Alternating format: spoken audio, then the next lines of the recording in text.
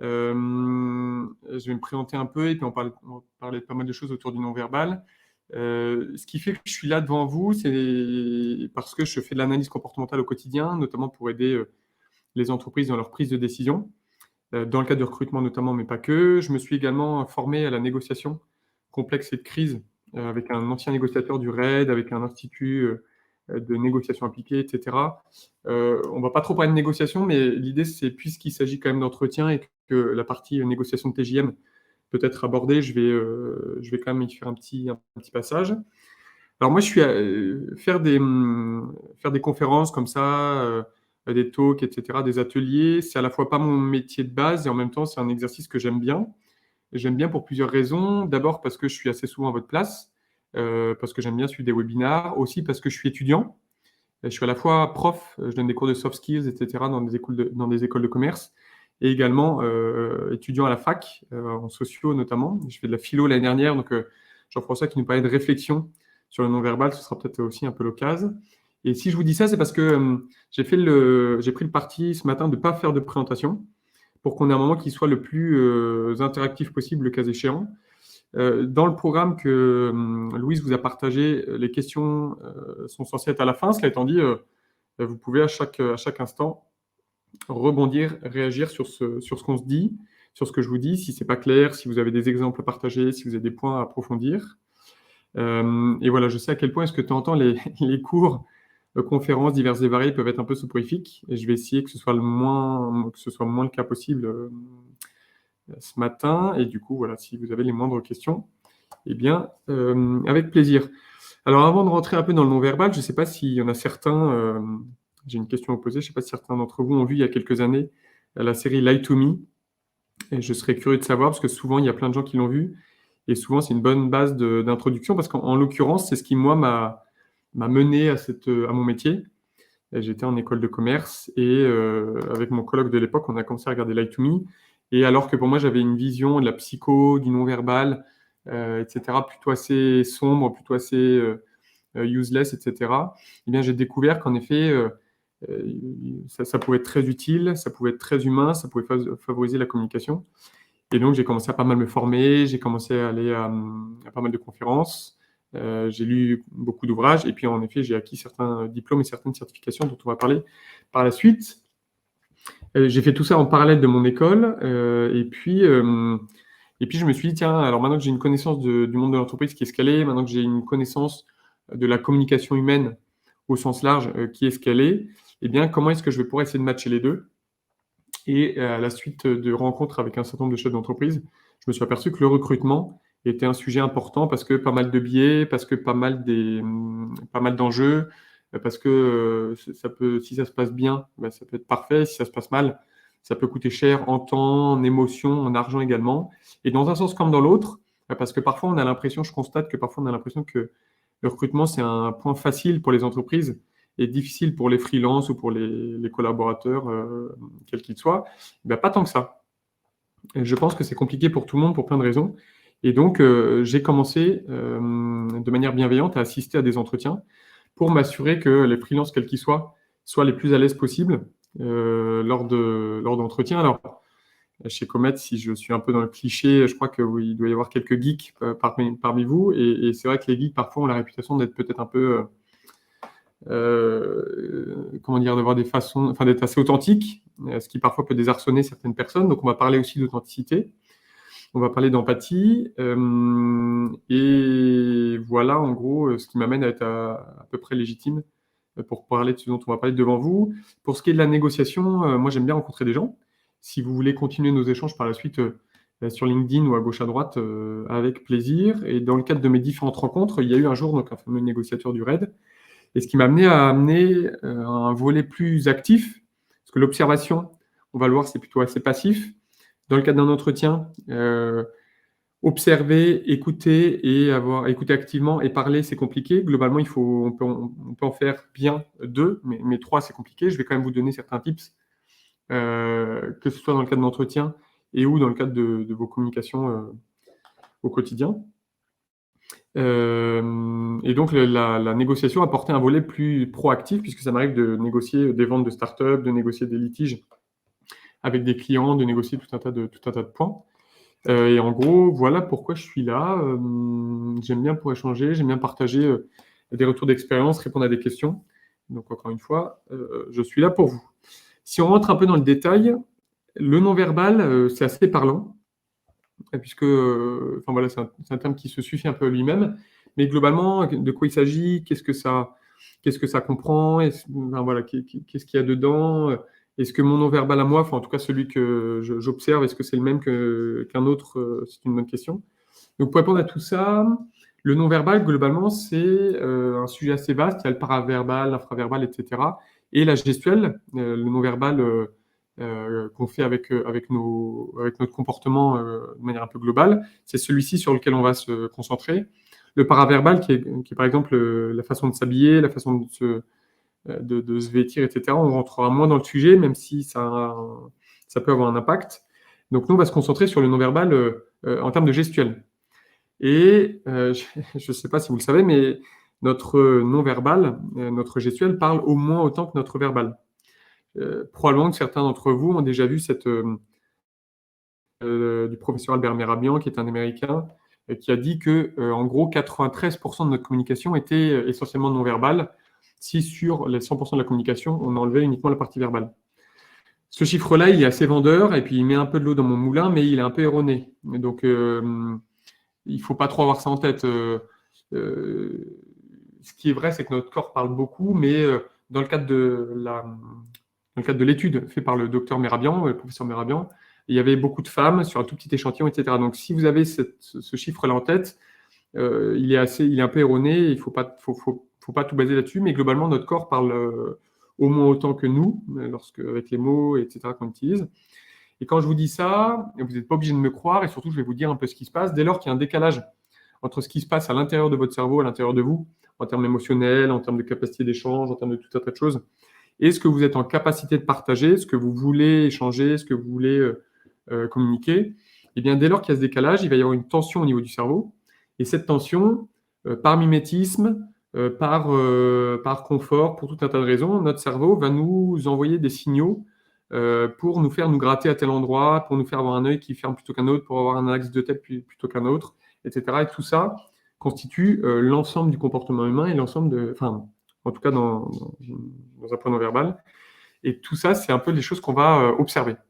Alors, je vais à la fois pas faire de vous des experts de non-verbal, et en même temps, en tant qu'être humain, on analyse tous, d'une certaine manière, on est tous un peu analyse comportementale, rapport à nos neurones miroirs, au fait que quand on voit quelqu'un en face de nous, même si on ne sait pas trop pourquoi, on a cette espèce de ressenti, on a cette espèce d'intuition, on a cette espèce de feeling qui est aussi basé un peu sur la gestuelle.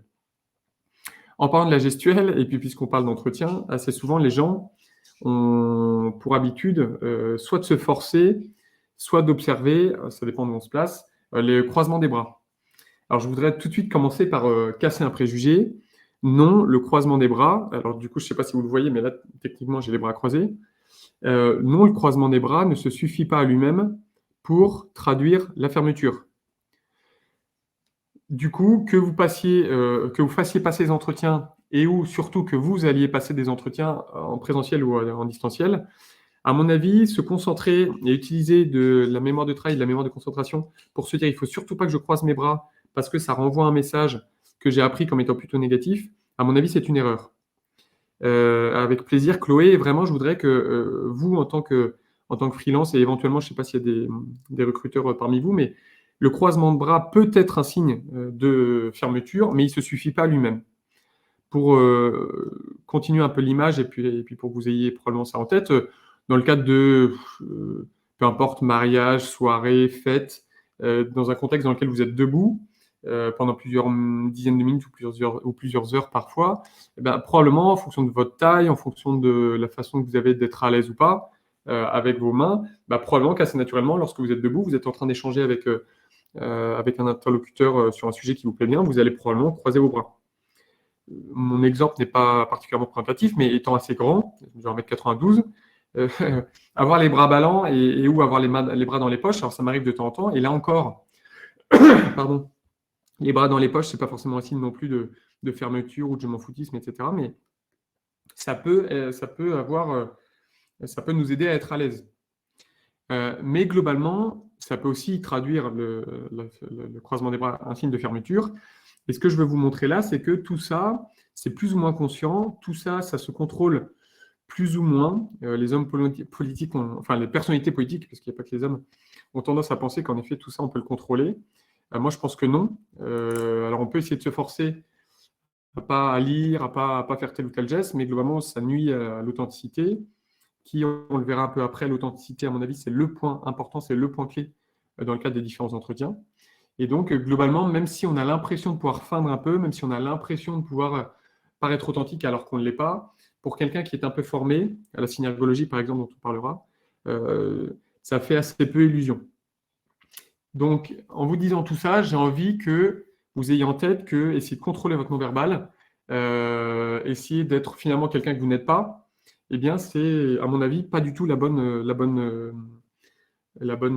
solution. Quand j'ai dit ça, souvent on me demande, d'ailleurs, si vous avez des questions, avec plaisir. Alors, je regarde dans le volet questions, mais je crois que je ne vois rien dans le chat.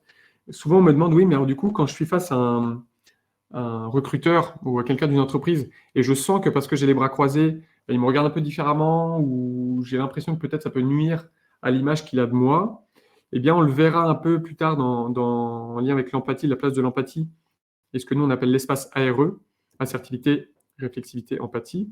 Eh bien, on le verra dans ce cadre-là, mais partagez votre ouverture et partagez ce que vous ressentez et partagez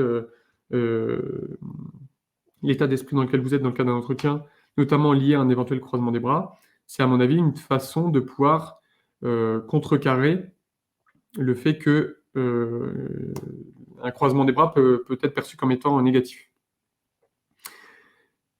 Pour étayer encore un peu ça m'arrive de travailler avec des joueurs de poker et d'analyser pas mal de contenus de joueurs de poker professionnels.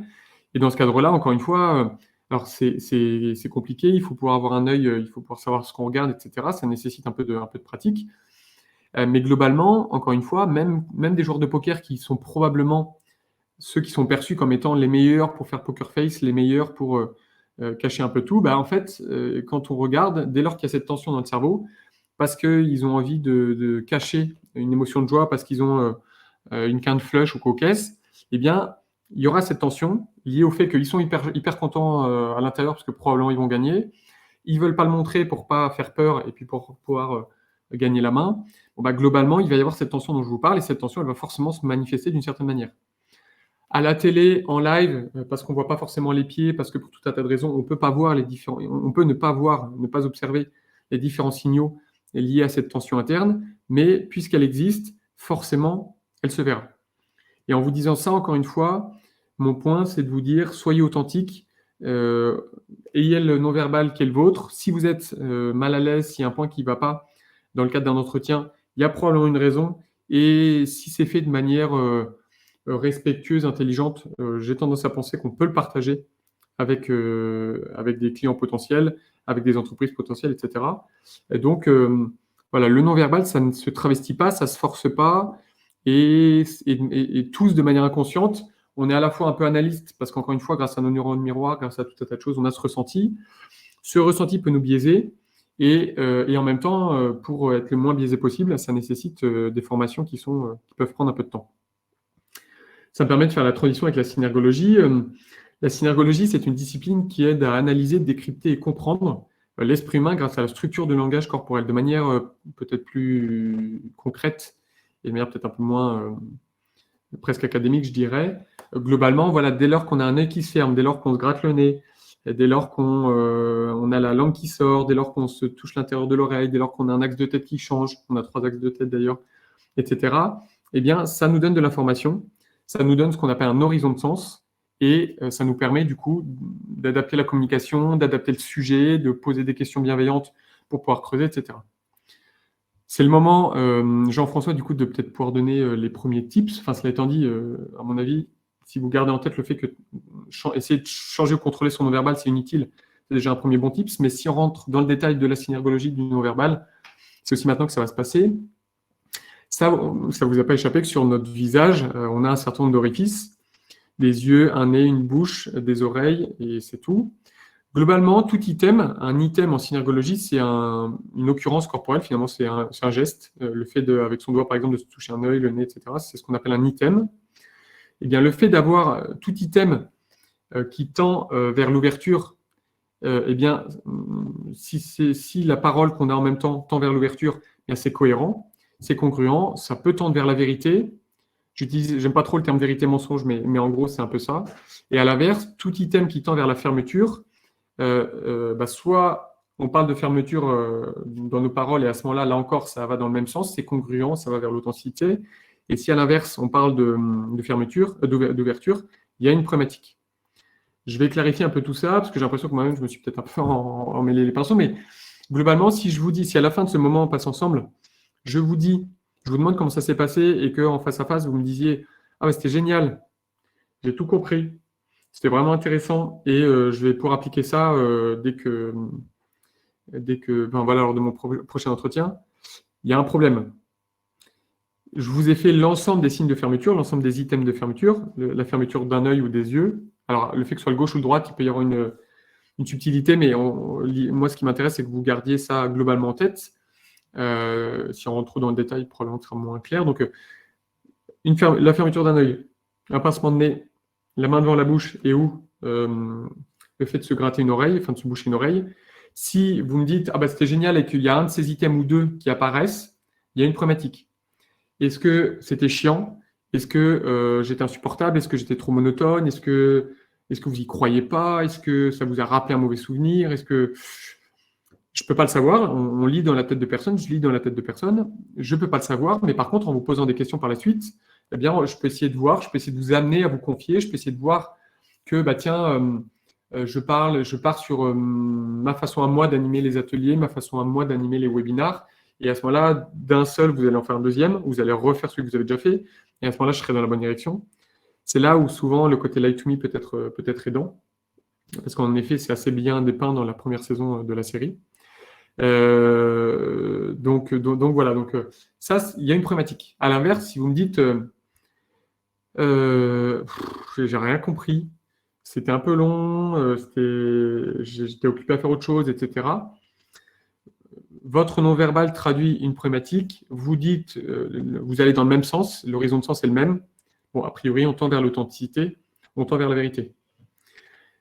Il peut se passer cependant que vous me disiez, ouais, c'était génial, j'ai adoré, c'était très clair, machin, etc., sans item corporel dont je viens de vous parler. À ce moment-là, vous ne pouvez pas savoir. Moi, oui, vous ne pouvez pas savoir. Cela étant dit, ces items-là, si je vous partage ces tips-là, si je vous partage ces différents items, c'est parce que en présentiel, en visio, et rapport au fait que le visage, c'est globalement ce qu'on observe le plus chez nos interlocuteurs, eh bien, ça vous donnera de l'information.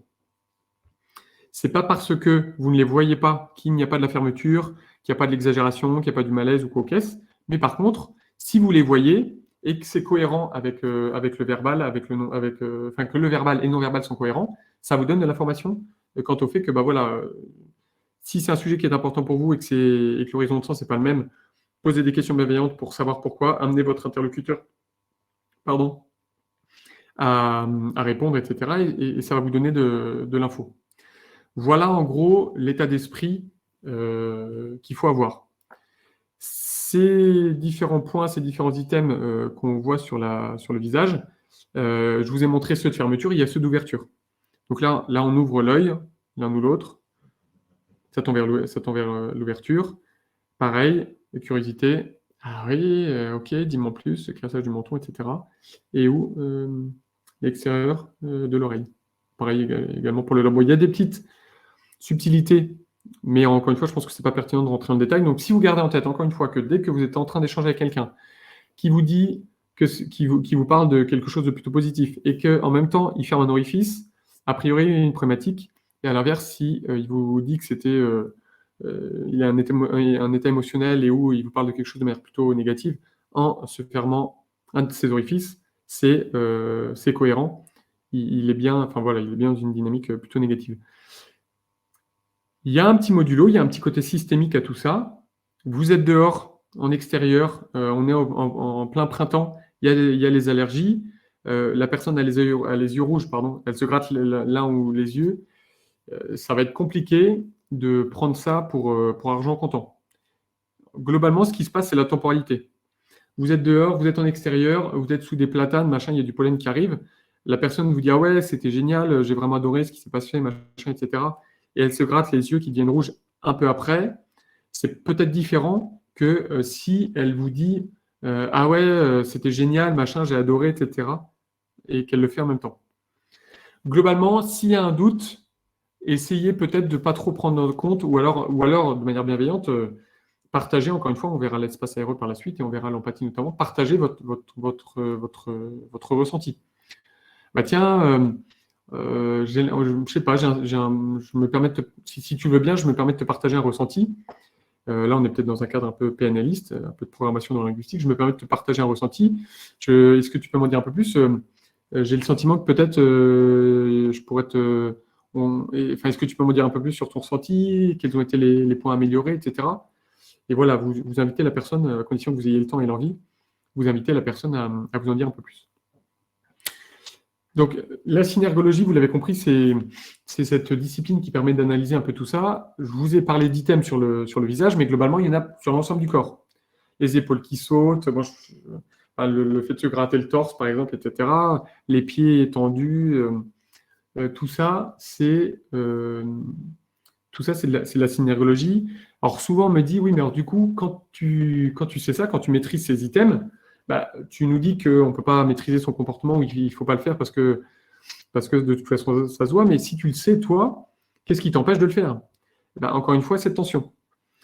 Le cerveau, dès lors qu'il y a cette tension, eh bien, va nous envoyer un signal au nez. On va avoir le nez qui gratte, mais en effet, on va se gratter le nez parce que vraiment ça gratte. Et si on ne le fait pas, les études à l'IRM montrent que du coup, au niveau du cerveau, etc., la tension va toujours être présente et de toute façon, elle finira par se manifester. Si, supposons qu'on n'arrive vraiment pas à se gratter le nez, eh bien, cette tension va se manifester avec un pied qui va se tendre, par exemple, etc. Et tout ça, c'est à la fois un peu inconscient, mi-conscient et ou conscient. Vous avez probablement en tête des gestes que vous faites tout le temps. Peut-être qu'on vous a déjà dit que vous faites des gestes très hauts, que vous faites beaucoup de gestes, peut-être que vous avez ça en tête. Il y a probablement des gestes auxquels vous n'avez jamais pris conscience. Globalement, les gens, quand je leur dis que lorsqu'on parle, on a la langue, comme je viens de le faire, qui sort entre deux mots, entre deux phrases, etc. Souvent, les gens me disent, mais moi, jamais je fais ça. Jamais j'ai la langue qui sort entre deux mots dans le cadre d'une phrase. Et bien ça, quand on en prend conscience, ça devient conscient et on se rend compte que du coup, ah oui, si, en effet, on fait. La vidéo peut être utile à ce point-là, et où le fait de manière bienveillante, on est en train de l'observer sur l'interlocuteur, on lui en fait part, et là, il est en capacité de se dire, ah oui, en effet, c'était le cas. Et ensuite, il y a des points qui sont complètement inconscients et qu'on ne peut pas contrôler. Le clignement des yeux, alors c'est vrai et faux, mais bon, on peut se forcer à cligner plus ou moins rapidement, mais la temporalité n'est pas la même, ça se voit, et en fait, il y a un côté incontrôlable. Je vois qu'Anne nous pose une question. Est-ce que l'on peut prendre cela comme des signaux si cela vient de la personne en face? Personne A raconte quelque chose, personne B fait des gestes de fermeture.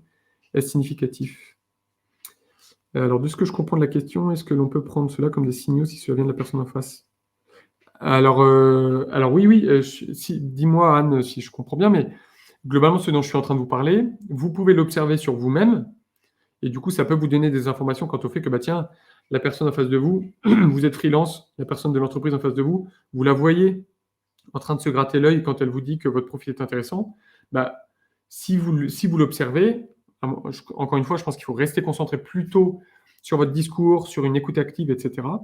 Mais si vous l'observez, n'en faites pas fi, et à ce moment-là, on pose une question.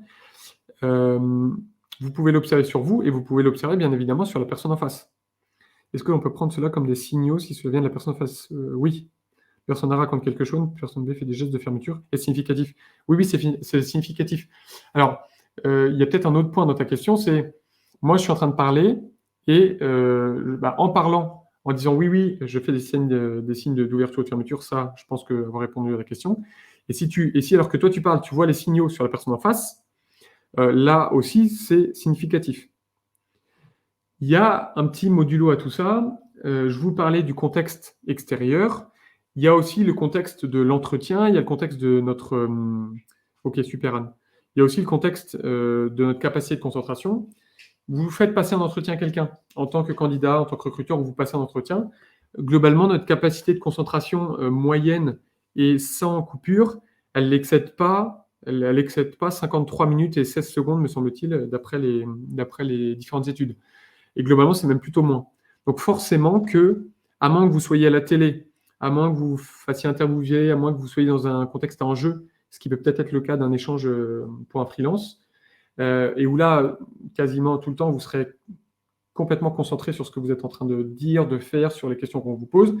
Mais globalement, l'être humain, parce que la capacité de concentration est escalée, parce qu'on a une capacité de penser à autre chose, parce que parfois on est habitué à un exercice ou parce qu'on voilà, on est préoccupé par un animal malade, par tout un tas de choses, eh bien, on peut avoir en tête votre interlocuteur en face, il peut se dire ah ok, tiens, ce que est en train de me dire Anne, c'est hyper intéressant, j'ai envie d'en savoir plus. Et en même temps, parce qu'elle me parle de sa passion pour, j'en sais rien, l'équitation par exemple, bah, c'est en train de me faire penser que mon chien est malade, qu'il faut que j'aille chez le véto demain. Et à ce moment-là, cet item ne sera pas représentatif et sera pas lié à ce qui est en train d'être dit.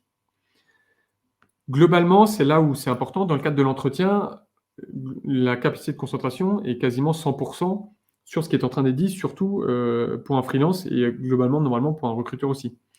Donc ce biais qui consiste à dire, tiens, la personne est en train de penser à autre chose, il est normalement assez faible. Mais c'est important de l'avoir en tête parce que ça reste possible. Une bonne façon de réagir par rapport à ça, c'est encore une fois de poser des questions bienveillantes pour continuer à creuser le sujet et pour voir que la personne, tiens, bah, elle a fait un premier item de fermeture quand on a parlé du TJM ou co-caisse, et puis on s'aperçoit que, bah, tiens, en creusant un peu sur les TJM qu'elle a l'habitude de pratiquer, etc., bah, il y a un deuxième item de fermeture où elle refait, où elle finit d'elle-même par dire, bah, vraiment, votre profil m'intéresse, et en même temps, je ne sais pas trop comment faire en termes de TJM.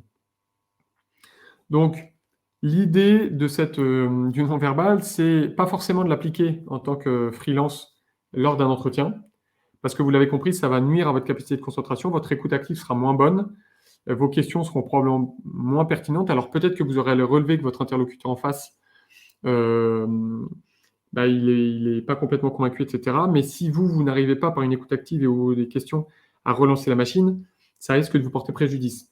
Donc si on parle de ces items dans le cadre de l'entretien, c'est aussi pour que vous puissiez éventuellement les travailler en dehors, dans un contexte plus détendu, dans un contexte différent, et que ça devienne, que vous devez devenir inconsciemment compétent. Le bon exemple est la voiture. Il y en a probablement certains d'entre vous qui conduisent depuis des années. Globalement, vous vous arrêtez au feu rouge assez naturellement, voire même à l'orange assez naturellement. Vous n'avez plus besoin d'avoir un travail conscient de dire ah tiens, le feu est orange, le feu est rouge, je freine, je rétrograde, je passe de la troisième à la seconde au point mort, etc. Ça se fait inconsciemment et c'est un peu l'objet de ce qu'on est en train de se dire. Si vous arrivez à le travailler en tant qu'observateur, en regardant des vidéos, en regardant la télé, en regardant des interactions dans le métro, etc., eh bien, au fur et à mesure, ou en vous formant, eh bien, au fur et à mesure, vous allez passer de manière inconsciente compétent. Et à ce moment-là, ce sera assez naturel pour vous que de le voir et que de pouvoir vous adapter. Super, Anne, si j'ai répondu à ta question. Ensuite, maintenant qu'on a parlé un peu des entretiens, qu'on a parlé un peu de non-verbal, on va pouvoir faire une petite parenthèse sur la négociation. Globalement, s'il y a des questions, vous l'avez compris, les questions sont les bienvenues et vous pouvez les poser au fil de l'eau comme l'a fait Anne du coup sur le chat. L'idée, c'est de se dire, tiens, la négociation, on a l'impression que c'est assez inné, on a l'impression, enfin moi j'avais l'impression, si je parle de moi, que sortant d'école de commerce, avec un master 2 en entrepreneuriat, etc., c'est bon, j'avais plus rien à prendre de la négociation, que j'étais, enfin voilà, que j'étais complètement opérationnel et que finalement, un peu comme la vente, c'est assez intuitif, enfin voilà, il n'y a pas grand-chose à prendre, or on se trompe. La négociation, je vous parlais de vente, négociation et vente, c'est assez différent, c'est très différent en termes de posture. On peut être très bon vendeur et très mauvais négociateur et vice-versa. Et la négociation, ce qu'on oublie le plus souvent, c'est la préparation. On a déjà fait passer des entretiens, on a déjà négocié des TJM avec des clients et donc on a l'impression que la négociation, c'est facile, on saura gérer, etc. C'est probablement une erreur, notamment parce qu'il y a 3 catégories que j'aimerais que vous ayez en tête et qui sont importantes à définir. Dans une négociation, il y a toujours du négociable, du jamais négociable et du non négociable. Alors ça peut sembler, je peux vous donner l'impression d'enfoncer des portes ouvertes, mais quelle est la différence déjà entre le non négociable et le jamais négociable? le non négociable peut devenir négociable. C'est un peu une espèce de marge de sécurité et c'est un peu voilà, une espèce de réserve et c'est important de le définir.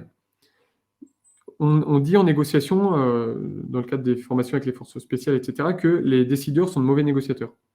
Et en fait, on s'en rend pas trop compte. On a l'impression qu'encore une fois, parce qu'on l'a déjà fait, parce qu'on a déjà fait des missions, et cetera, négocier un TJM, alors faut peut-être que j'arrête avec cet exemple, il y a plein d'autres choses à négocier, mais bon, c'est peut-être un des points un peu importants.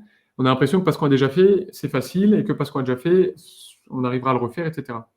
Eh bien, probablement qu'en fonction du client, en fonction de la taille de la mission, en fonction du contexte, en fonction de notre envie de le faire ou pas, en fonction de tout un tas de choses, en fonction de la fin de l'année, du fait qu'on ait atteint nos objectifs ou pas, eh bien, prendre le temps de définir et ou de redéfinir le négociable, le jamais négociable et le non négociable, c'est hyper important parce que ça permet d'y voir clair et déjà que, étant vous-même le décideur, par principe d'expérience de la négo dont je viens de vous dire, vous serez un mauvais négociateur, enfin en tout cas vous êtes perfectible, mais on l'est tous en soi.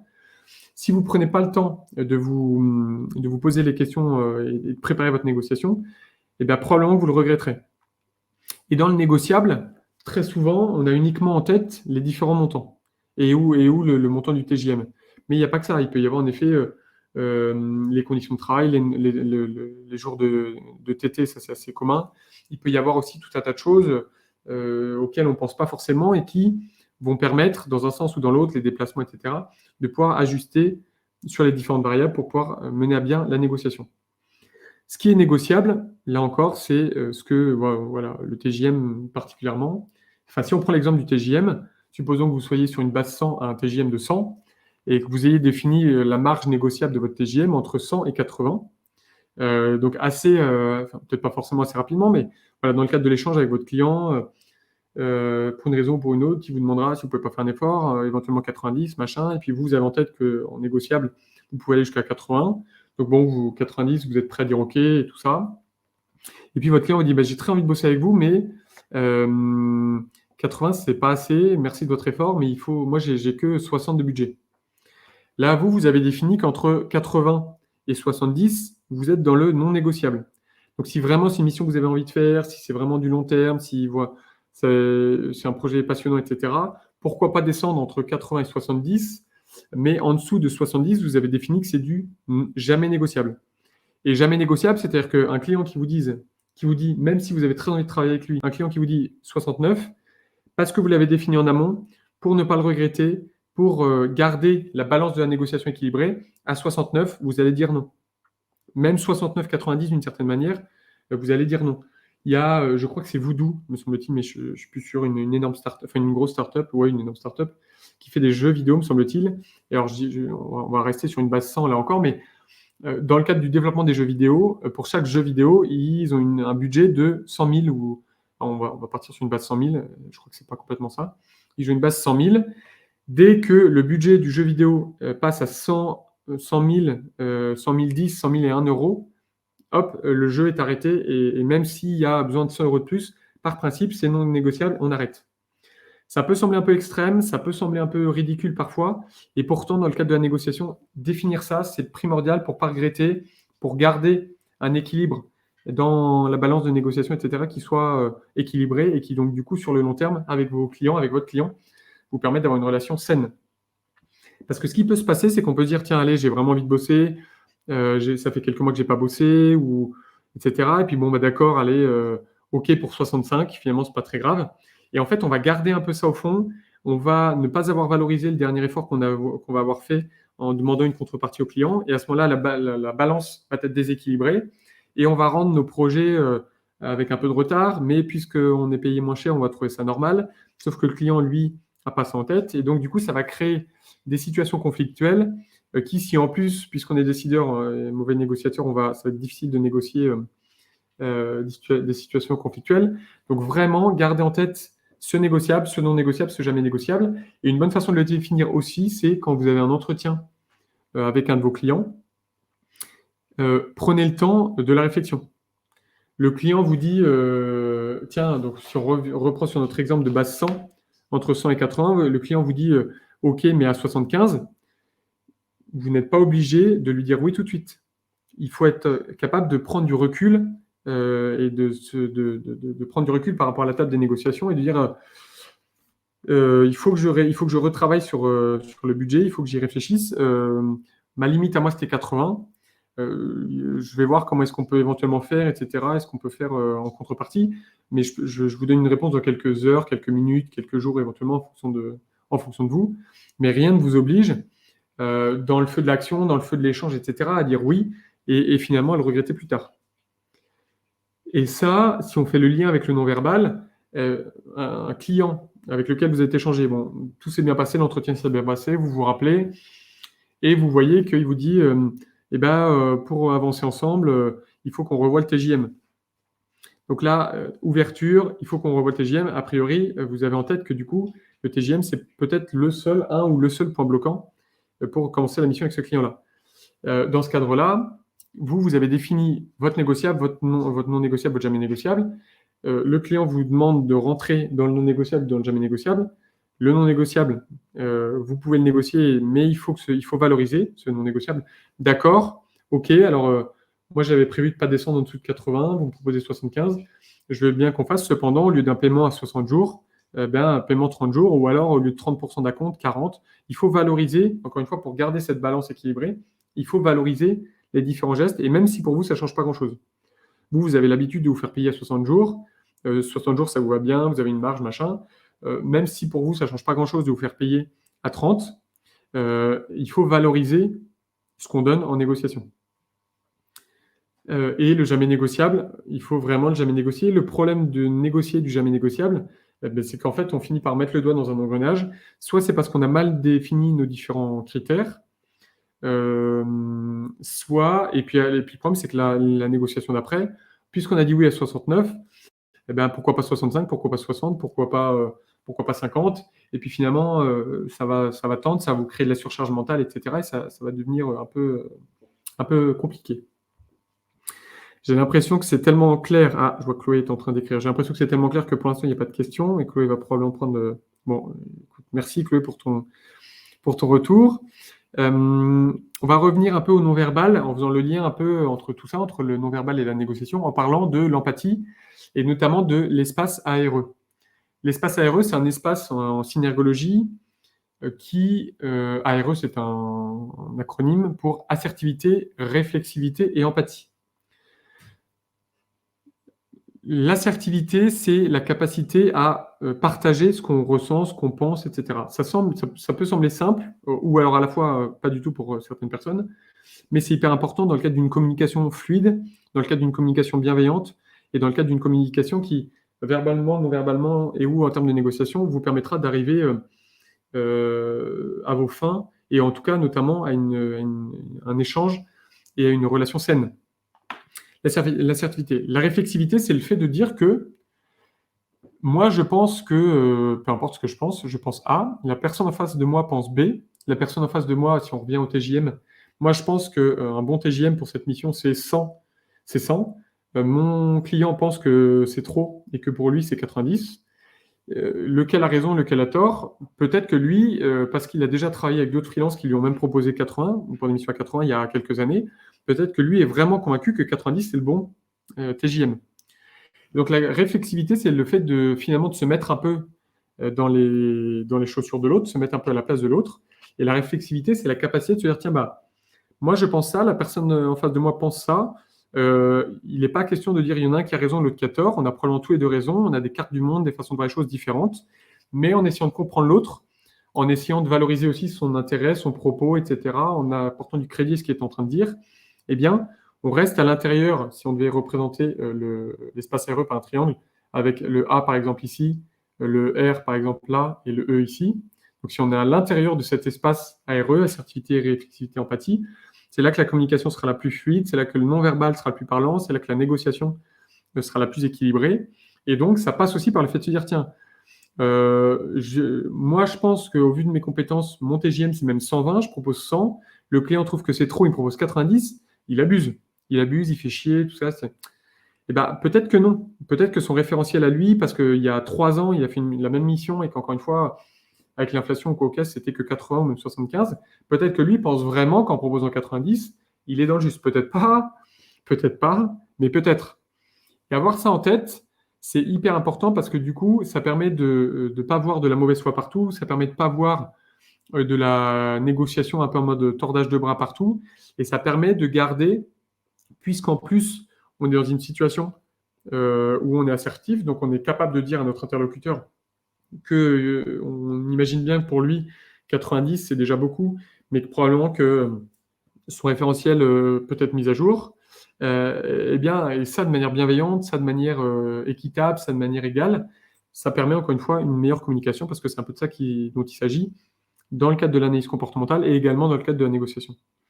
Alors ensuite vient le dernier volet qui est probablement celui qui semble le plus facile et qui pourtant, il y a pas mal de sujets par rapport à ça. La définition de l'empathie, en tout cas dans le cadre de la négociation et dans le cadre de la psycho aussi un peu, c'est pas celle du grand public.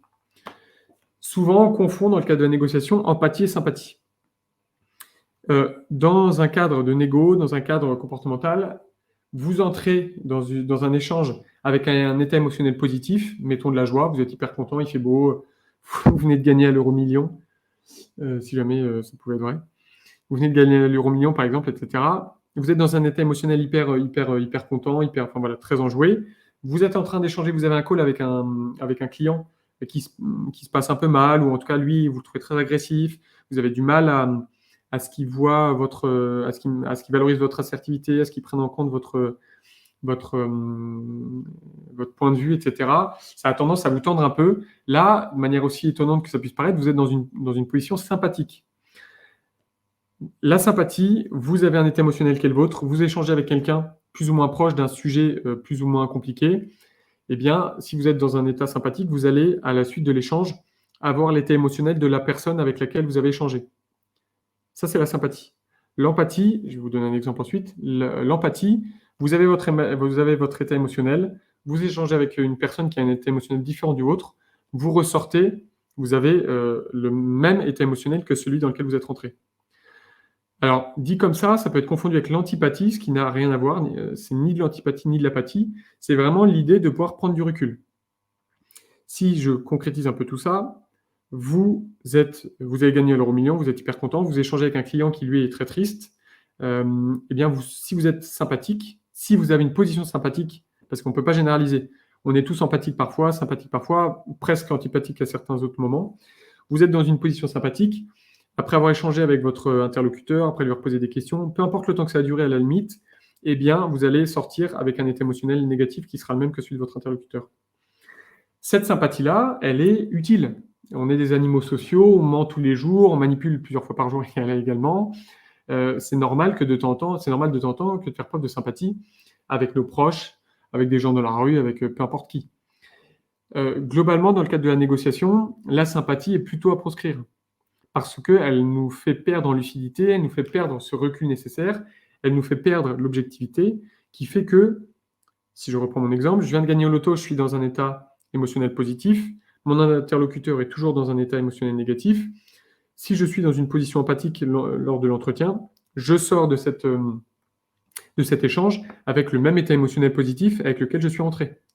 Ça veut dire c'est complètement compatible avec le fait d'avoir une écoute active, avec le fait de vouloir vraiment comprendre, de vouloir vraiment aider éventuellement, de vouloir vraiment, dans le cadre d'une position assertive, dans le cadre de l'ARE, l'espace RE, de vouloir vraiment comprendre ce qui ne va pas, les enjeux, etc. de votre interlocuteur, cependant, avec le recul nécessaire pour que ça ne vous impacte pas. Vous imaginez bien, toute proportion gardée, mais globalement, les outils de négociation sont les mêmes. Vous imaginez bien qu'un négociateur du RAID, par exemple, qui est en train de négocier avec Mohamed Merah, par exemple, bon, c'est peut-être un peu extrême, mais vraiment avec n'importe qui, s'il est en train de se dire, parce qu'il se fait insulter, parce que tout un tas de trucs, s'il perd cette empathie, s'il perd cette prise de recul, s'il perd cette distanciation, il sera plus pertinent, ses émotions vont rentrer en compte, et à ce moment-là, dans le cadre de la pertinence des différents échanges, de ce qui est négociable, non négociable, jamais négociable, on sera plus bon. Alors, dans le cadre de négociations complexes comme celle-là, il y a toujours deux négociateurs. Il y en a un qui négocie vraiment, et il y en a un en backup, en position 2, qui est prêt à prendre la position 1 si besoin. Je vous dis ça parce que est-ce que ça peut être utile si vous considérez que vous êtes mauvais négociateur, si vous considérez que vous avez des progrès à faire, si vous considérez que vous avez envie d'apprendre, que vous soyez bon ou pas d'ailleurs, eh bien, pourquoi pas vous enregistrer, à condition de le dire à votre interlocuteur. Pourquoi pas demander à quelqu'un de vous challenger, de faire des jeux de rôle, de vous accompagner éventuellement pour travailler ces volets de négociation. Et en effet, merci Anne pour ta question, on peut, on peut entraîner son côté empathique. Alors, il y a probablement plein d'exercices. J'en ai 2 à vous soumettre. Le premier peut sembler un peu barbare, mais je le fais assez souvent dans le cadre de formation en entreprise. Vous avez, si vous tapez bébé qui pleure dans Google, vous avez plein d'images, notamment en très haute définition, de bébés qui sont en train de pleurer. Alors, il me semble, mais c'est peut-être pas vrai pour tout le monde, et puis si pour vous les bébés qui pleurent, ça n'a pas d'impact, alors à ce moment-là, regardez peut-être, je sais pas trop ce qui pourrait vous émouvoir, un animal blessé, ou enfin, prenez en tout cas quelque chose qui, a priori, a tendance à plutôt voilà, plutôt développer chez vous ce côté sympathique, et confrontez-vous visuellement notamment, et puis confrontez-vous à ce contact pendant quelques secondes peut-être au départ, et au fur et à mesure des jours, au fur et à mesure des temps, augmentez le temps. Je vous parle du bébé qui pleure parce qu'encore une fois, je le fais de temps en temps en formation, mais on regarde ce bébé qui pleure, alors même que juste avant, on était en joie, on a tous rigolé ensemble. On regarde ce bébé qui pleure. Globalement, il y a un moment où on va projeter un fils éventuel, une fille éventuelle, un neveu, une nièce, l'enfant qu'on était, un enfant quel qu'il soit, machin. Et ça va être difficile, au bout de quelques minutes, même parfois quelques secondes, de ne pas se sentir soi-même un peu touché.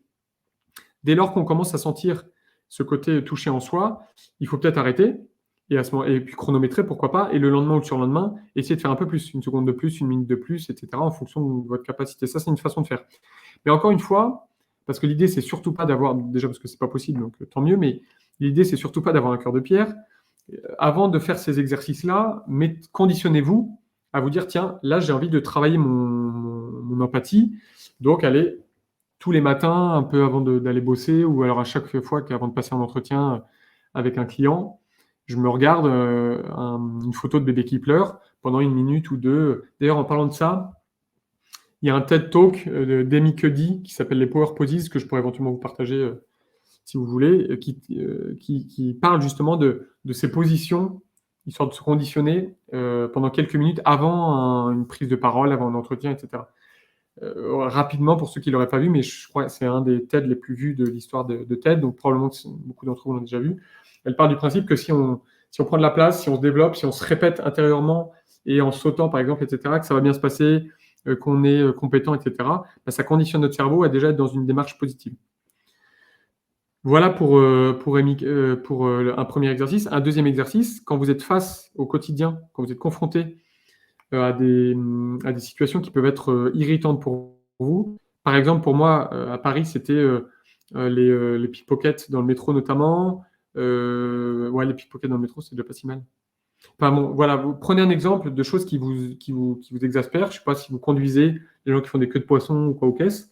Et dès lors que vous êtes confronté à cette situation, plutôt que de réagir, et de vous dire, tiens, à l'instant T, tiens, j'ai envie de le claquer, j'ai envie de l'engueuler, j'en sais rien de quoi faire, eh bien, prenez le recul de vous dire, zen, c'est pas de ma faute, j'y suis pour rien, j'agis plutôt que je réagis, et tiens, essayez de prendre un peu de recul par rapport à ses émotions, par rapport à son agissement également.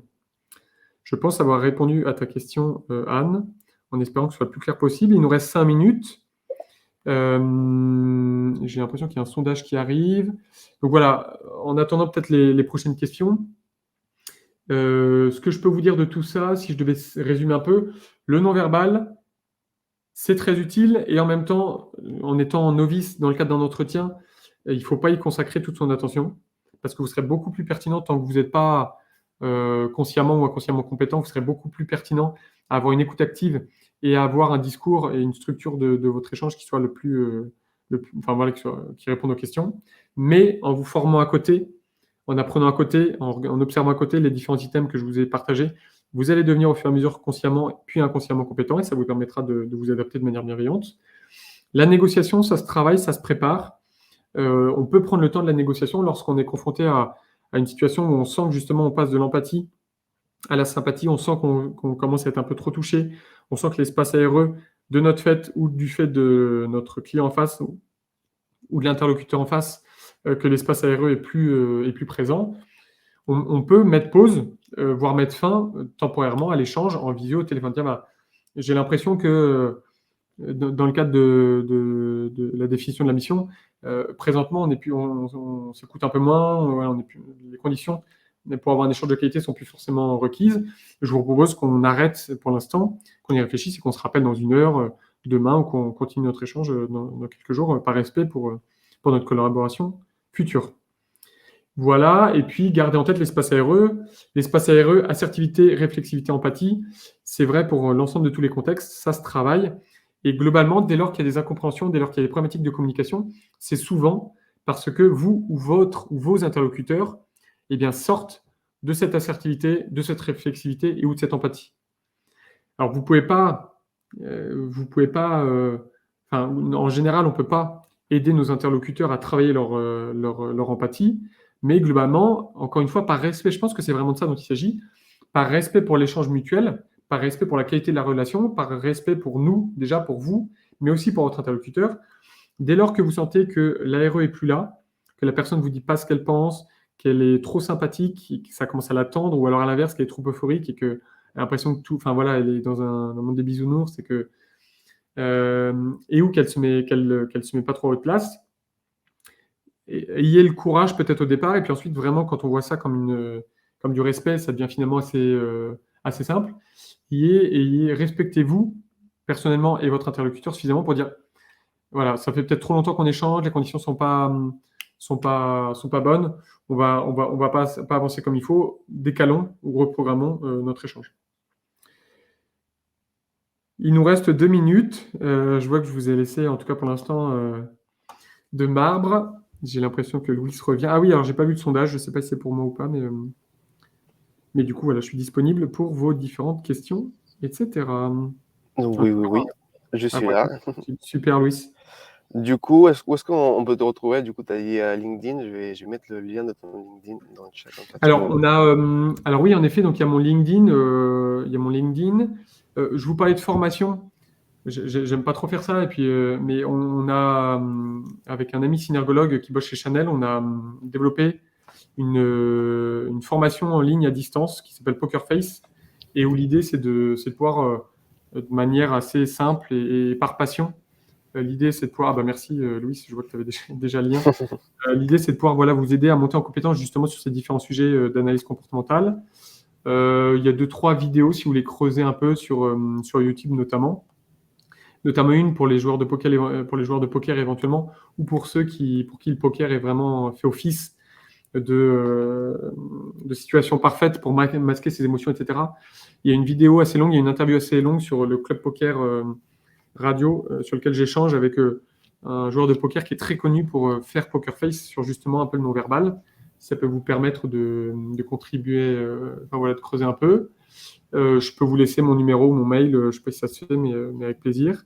Et puis quoi d'autre? Et puis alors, peut-être la vidéo d'Amy Cuddy, je ne sais pas si j'ai le temps de la regarder, si ça intéresse, et si vous voulez que je vous la partage en la regardant vite fait sur YouTube. Mais c'est vrai que l'état d'esprit dans le cadre de la préparation dont je vous parlais pour la négociation, l'état d'esprit que vous pouvez avoir, elle passe aussi par votre préparation corporelle. Et cette vidéo d'Amy Cuddy est hyper bien faite pour ça. Je vais essayer de vous la trouver en deux. Elle dure un quart d'heure, hein, c'est un format TED un peu classique, et franchement, je pense que ça peut vous aider dans votre préparation. Parfait, ça fait encore plus de tips pour la préparation. Bon, en tout cas, merci beaucoup. Merci beaucoup, Augustin, c'était très intéressant. J'allais me toucher le nez, faire comme ça, mais ça s'est fait exprès. Mais non, vraiment, c'était très intéressant, et franchement, je pense que ça va être à la fois utile pour les freelances qui nous ont écoutés, les gens qui vont regarder le replay, et aussi du coup pour nous, les agents dans l'équipe en interne, pour partager aux freelances qui n'ont pas pu voir le webinaire. Du coup, merci beaucoup à toutes les personnes qui étaient présentes. On se retrouve très vite pour un prochain webinaire, et peut-être avec toi aussi, Louis-Augustin, pour une nouvelle occasion. Avec grand plaisir, et je vous ai partagé, pour ceux que ça intéresse, en effet, le TED de Mikodi. Fake it till you make it. Parfait. Exactement. Et un bon fin de journée à tous, et puis à la prochaine. Avec plaisir, prenez soin de vous et à bientôt. Et merci Louis. Merci à tous. Bye bye. Bye bye.